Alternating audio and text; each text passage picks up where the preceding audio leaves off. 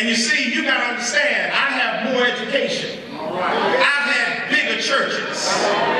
I've had much more exposure, great notoriety, and now a lofty position. But when I have to measure the impact that I have had against that of my father and his contemporaries, and these men here, I've got to humble my head and say maybe I'm just grass, because they had done something that I had been unable to do. Not marquee names, no Beamers, no Benzes, no Bentleys, no tailor-made suits, no marquee, but yet they were gold, golden shields. Today, many of us have major platforms, major pulpits, major positions, clergy and lay, but minor impact. Brass. Look at the size of the original Ebenezer Church, or Dexter Avenue, King Memorial, Dexter Avenue. Or look at Mount Zion, A&E Zion in Montgomery, where they often would meet. Even 16th Street Baptist in Birmingham. You could place those sanctuaries in most of our sanctuaries. It has been said last night, I listened to the president, he said, how could they with so little do so much? And we with so much, sister people, do so little. Well, here was the problem, and I'm closing. Here's the problem with Rehoboam's substitution.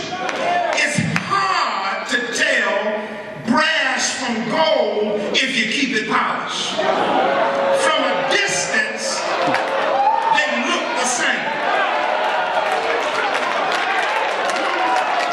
The people didn't know that the shields were brass, because the brass was held at a distance from the people. If I were preaching, I would talk about shepherds who don't want to smell like sheep. People who like crowds, but they don't like people. They see people as fodder for their own personal cannons. But they put the shields up, the brazen shields, in the guardhouse. And they only went from the guardhouse to the palace. They had ceremony, but no testimony. Ceremony, but no substance. They went from comfort to comfort. They lacked, I want to tell you, capacity. Now, why is that a big deal? Because you got to go back and read 1 Kings, the 10th chapter, verses 16 and 17. It says there that the old shields and the gold shields were not kept in the guardhouse. They were not even in the palace, but they were kept in the forest of Lebanon. They were outside on the periphery, guarding and protecting the city. The gold shields went to battle. The brass shields stayed on the wall. Not just looking good, but doing good. Gold has capacity. No cheap alloy, no copper, no zinc, no tin make it something. It is precious by itself.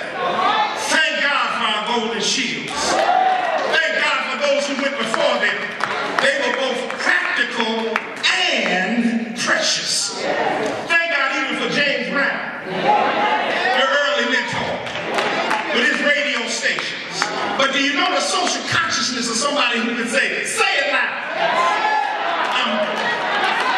Somebody who can say, I don't want nobody to give me nothing. Open up the golden shields.